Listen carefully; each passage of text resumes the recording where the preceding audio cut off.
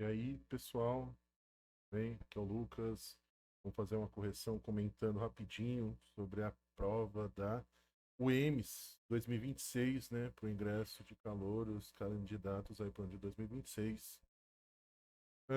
Cinco questõezinhas, padrão. Ah, uma questão de efeito fotoelétrico, né?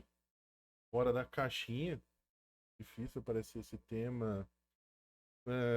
O efeito fotoelétrico não costuma ser difícil justamente porque são questões que não vão envolver efeitos relativísticos ou qualquer coisa desse tipo, mas, né, com certeza pegou todo mundo de calça curta e pegou o pessoal de calça reada.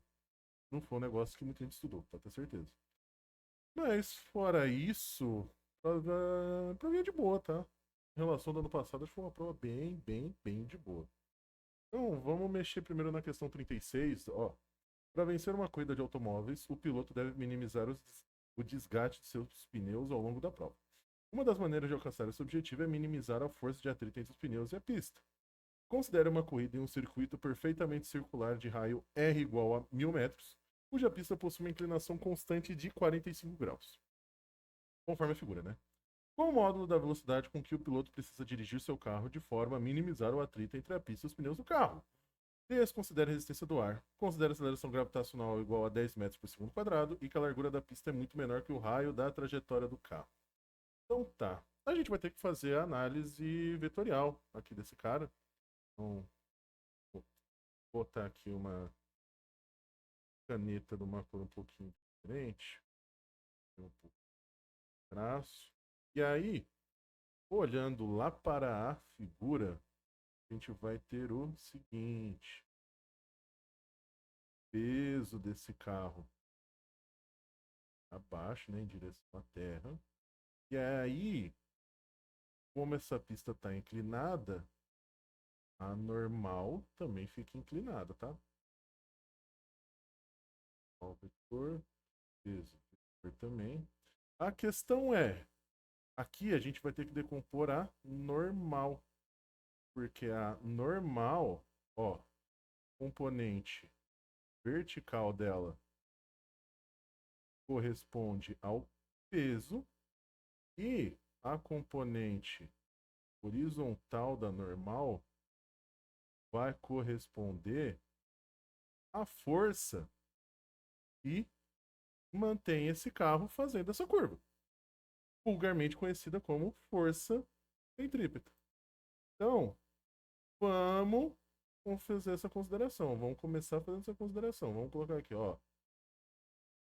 A componente normal y é igual ao peso, numericamente, e a componente normal x horizontal é numericamente igual à força centrípeta. Ou seja, né, vamos abrir peso, massa vezes gravidade, força centrípeta, massa, velocidade quadrado sobre o raio. Tá. E ele deu uma angulação. Para que que a gente consegue... Para que que a gente usa essa angulação? Seguinte, tendo o y, tendo a normal y, tendo a normal x, a gente vê que a gente tem um triângulo, retângulo ali, né? E normal y e normal x são os catetos desse triângulo, né? O módulo da normal é a hipotenusa, normal x é um cateto, normal y é outro cateto. Como a gente não precisa saber o módulo, tá? O módulo não interessa pra gente aqui, o módulo da normal. Mas como a gente tem os dois catetos, a gente pode usar a função trigonométrica que associa catetos. A tangente. Então, a tangente de 45 graus vai ser igual a normal. Aí a gente tem que ver qual é o ângulo correspondente, porque são 45 graus aqui. Por semelhança de triângulos, a gente vê que é este ângulo aqui, o θ, tá? Como é 45, 45, foi uma questão que facilitou para o candidato. Mas outro ângulo, né? A gente teria que tomar cuidado. E na semelhança de triângulo, vocês veem que é aquele ângulo que eu destaquei, tá? Como é 45, se você montou essa estrutura, não vai ter erro. O pior já foi.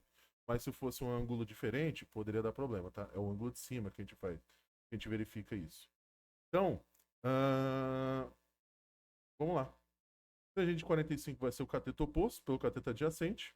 Cateto oposto ao ângulo é a normal x. Normal x, que é a força centrípeta. E a normal y, que vai ser o cateto adjacente, né? Vai ser o peso. E aí, né, vamos abrir tudo, substituir tudo que der para substituir. Tangente de 45 é igual a 1. Força centrípeta, que é igual a mv quadrado sobre r. Isso vezes, vamos já fazer, multiplicar pelo inverso.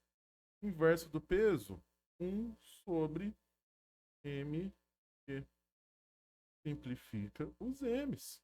Então a gente vai ver que velocidade é igual a RG, vamos passar multiplicando. Extrai a raiz dos dois lados, raiz quadrada de R vezes G. Então vamos ficar com o raio, que é 1000, 2, 3, vezes a gravidade, que é 10. 1000 vezes 10, que é igual a 10.000.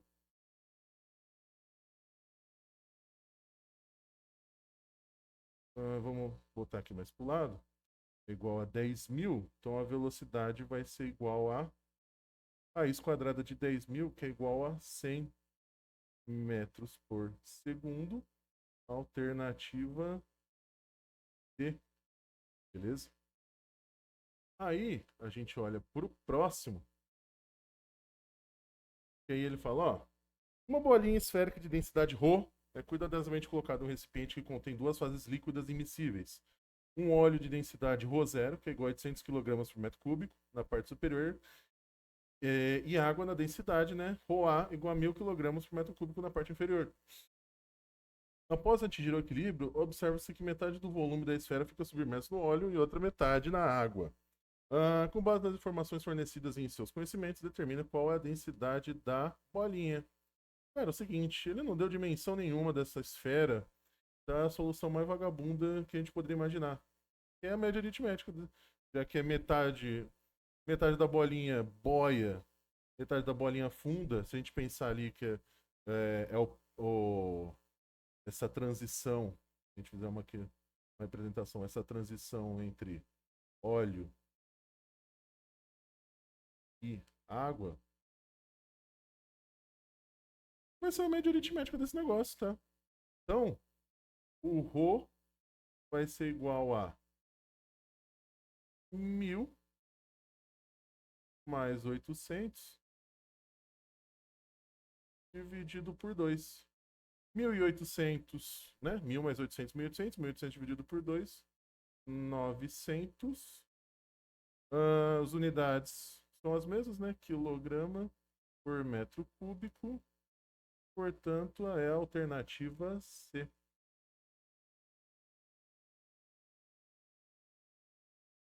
E a gente pula para 38. Vamos lá.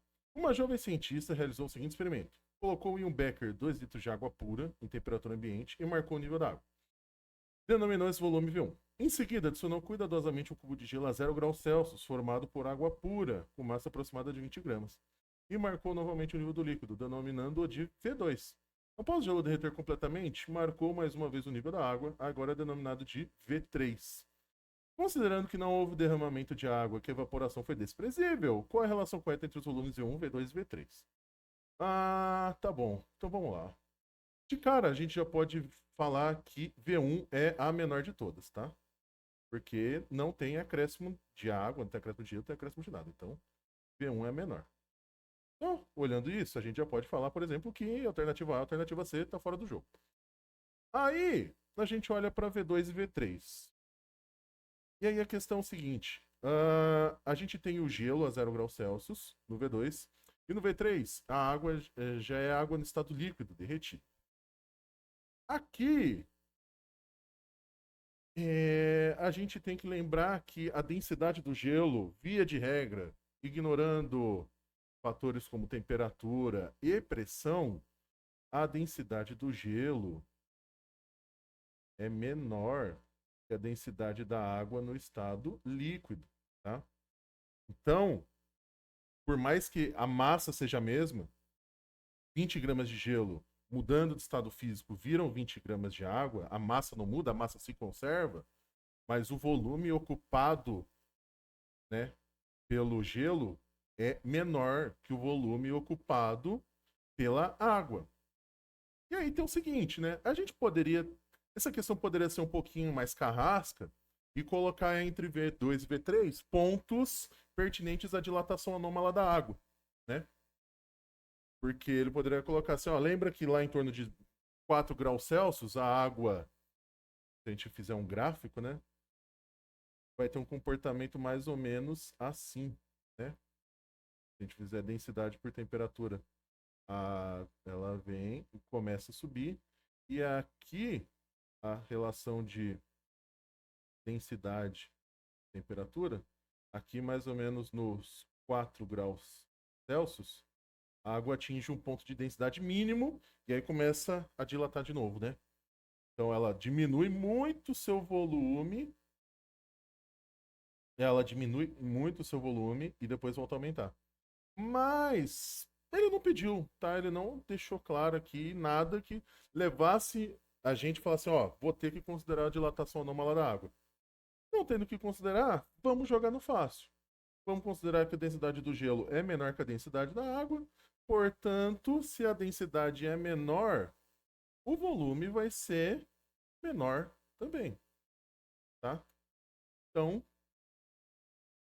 a gente pode falar que, ó, o volume de 1 é o menor, que vai ser menor que o volume 2, e por sua vez vai ser menor que o volume 3. Então, alternativa B. Ok? E aí, na 39, essa daí acho que vai ser a questão que mais vai fazer gente rodar, né? Efeito fotoelétrico. Não é comum. Não é difícil, né? Mas não é comum. Então tá.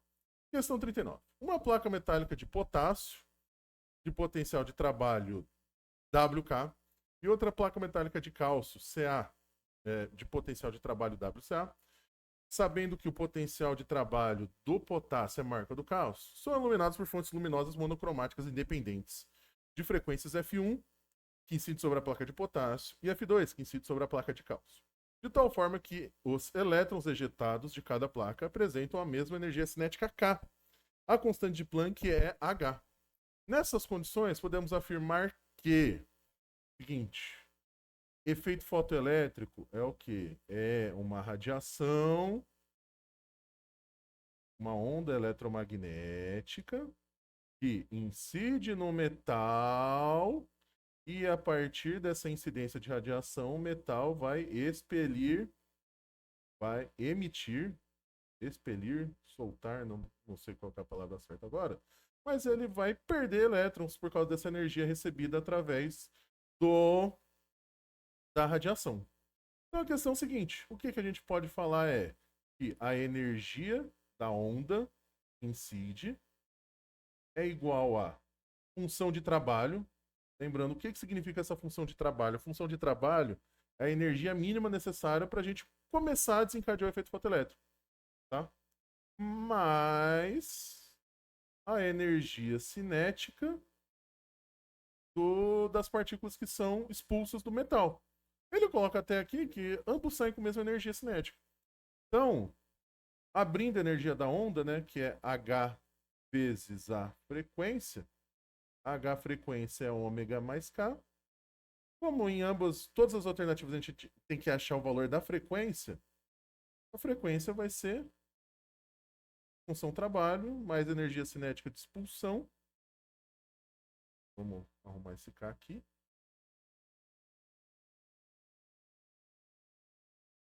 Dividido pela constante de Planck. E aí a questão é, a gente vê qual vai ser o comportamento para frequência 1 para frequência 2.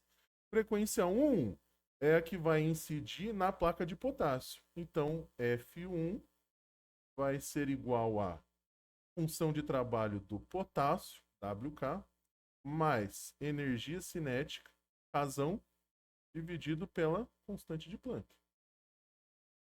Frequência 2, por sua vez, vai ser igual a frequência de trabalho do cálcio, né? Frequência de trabalho do cálcio, mais o K da energia cinética, dividido por H. Então, a fórmula para a gente achar as frequências é essa. Aí a gente tem que fazer a consideração de ver qual é a frequência maior que a outra. Bom, ele fala o quê? Ele fala aqui, ó, WK, WCO, ó, ele fala isso daqui. A função trabalho do potássio é maior que a... Oh, desculpa, ia falar o contrário. A função trabalho do cálcio é maior que a função trabalho do potássio. Então, a gente olha lá. WCA é maior que WK. Só supondo, né, considerando que tanto K e H são iguais, o termo que muda é a função trabalho, é o W, o que a gente pode concluir, então, que F1 é menor do que F2. Então, frequência 1, função trabalho mais K dividido por H. Frequência 2, função trabalho do cálcio mais K dividido por H. Com frequência 1 menor que a frequência 2, creio eu, é a alternativa B, né? A gente só colocou função trabalho mais energia cinética. Ele só colocou o contrário, temos aqui, mas sem prejuízo, nenhum problema. Letra B. E aí, para acabar, na 5, um painel solar de área A igual a 2 metros quadrados gera uma potência elétrica P. A potência da energia solar por área do painel solar é I, intensidade solar, igual a 600 watts por metro quadrado. A eficiência ETA, né, do painel solar no dado instante de tempo é 30%. Determina a potência P do painel solar. Seguinte, essa questão aqui, no mundo ideal, dá para anular. Porque ele não está deixando claro se ele quer a potência total captada pela placa ou se ele quer a potência útil. Qual é a parte dessa, ou seja, se ele só quer a parte dessa potência que de fato é convertida em em, em potência elétrica. O pessoal botou P. Ele não botou potência útil, potência utilizada, potência possível de ser convertida. Sabe, não botou nada, nenhuma expressão aí para deixar claro que ele queira potência útil. Não, por ele ter dado eficiência, vamos considerar que ele quer a potência útil. Mas é o seguinte, isso daí é coisa para entrar no percurso. Então, para quem tá de olho, vale a pena. Eu acho que dá para brigar. Essa questão, para mim, tá dúbia. Tá bom? Dito isso, ela não tá difícil. A questão é, ela foi mal escrita para Dedel. Então vamos lá, né? Seguinte, a intensidade é uma relação de potência por área. Se a gente quer saber a potência, potência é igual a intensidade vezes área, ou seja, 600 watts por metro quadrado da incidência solar vezes 2 metros de placa. Então, 1.200 watts.